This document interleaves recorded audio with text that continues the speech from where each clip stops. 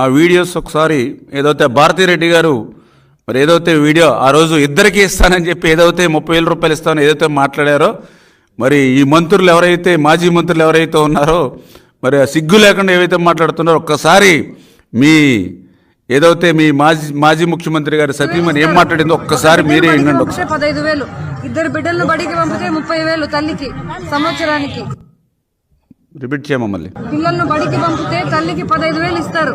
ఒక బిడ్డను బడికి పంపితే 15,000, ఇద్దరు బిడ్డలను బడికి పంపితే 30,000 తల్లికి సంవత్సరానికి. చూడండి, చాలా క్లియర్గా నిన్నేదో ప్రజల తిరస్కారానికి గురైనటువంటి నాని లేకపోతే అమ్మటి వీళ్ళు మాట్లాడుతూ ఉన్నారు వీడియోలు పెట్టి. ఆవిడ భారతిరెడ్డి గారా అవునా కాదా, లేకపోతే ఆ మాటలు ఆవిడని మాట్లాడినట్టు మాటలా కాదా, వేళ వాళ్ళు దానికి సమాధానం చెప్పమనండి. అంటే 5 సంవత్సరాల్లో మీరు ఇచ్చినటువంటి మాటను ఏ రకంగా ఎగ్గొట్టి మోసం దగా చేశారు. మేము కూడా తల్లికి వందనం ఇస్తామని చెప్పాము, ఇద్దరు కానీ ఎంతమంది ఉంటే అంతమందికి. మేము వచ్చింది 30 రోజులే, మాకు ఇంకా సమయం ఉంది. ఈ సమయంలో విధి విధానాలు రూపొందించుకుని మేము అమలు చేసుకుంటాం. ఈ లోపుగానే తల్లికి వందనంగా మంగళం అని ఎట్లా మాట్లాడగలుగుతారు? 5 సంవత్సరాలు మీకు ఏదైతే 2019, 2024 మీకు ఇచ్చినటువంటి ఆ పీరియడ్ని మీరు చెప్పినటువంటి మాట అమలు చేశారా? మరి అట్లా ఎగ్గొట్టినటువంటి వాళ్ళు మా గురించి మాట్లాడే అర్హత ఎక్కడుంది? దయవుంచి అందరూ కూడా ఆలోచన చేయమని అడుగుతూ ఉన్నాం.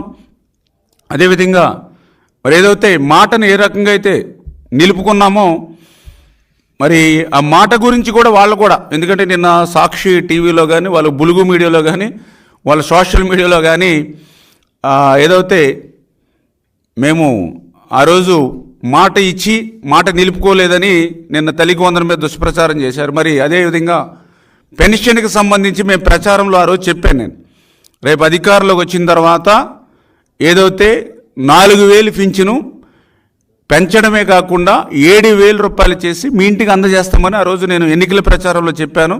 ఎన్నికల ప్రచారంలో చెప్పినట్టుగానే అధికారంలోకి వచ్చాక వాళ్ళ ఇంటికి పట్టుకెళ్ళి 7,000 రూపాయలు అందజేస్తాం. అంటే ఒకసారి మన దగ్గర వీడియో ఉంటే ఉందమ్మా, ప్లే చేయండి.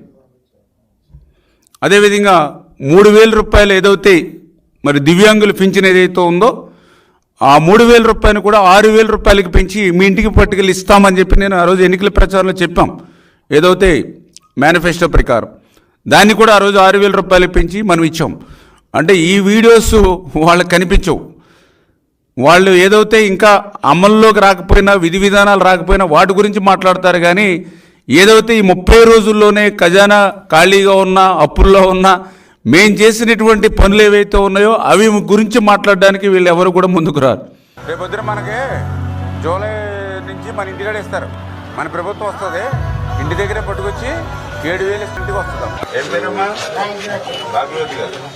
మే నెలలో 1,000 రూపాయలు, జూన్ నెలలో 1,000 రూపాయలు, అంటే 3,000 ప్లస్ ఇప్పుడు ఈ నెల వచ్చి 4,000 ఏమా 7,000 రూపాయలు.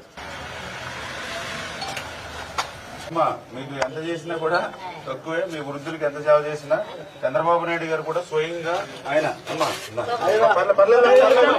మీ మనవాళ్ళు అంటుండే, మనవాడినాయి తక్కువే లేదు మాకు, మీకు మనవాళ్ళు అంటుండే. ఓకే, ఇప్పుడే చూశారు ఏదైతే ఆ రోజు ఎన్నికల ప్రచారంలో, అంటే ఎన్నికలకు ముందు మేము ప్రచారంలో 4,000 ప్లస్ 3,000 7,000 ఇంటికి పట్టుకొచ్చిస్తానని ఆ రోజు చెప్పాం. చంద్రబాబు నాయుడు గారు, పవన్ కళ్యాణ్ గారు ఏదైతే హామీ ఇచ్చారో హామీని నేను ప్రచారం చేశాం.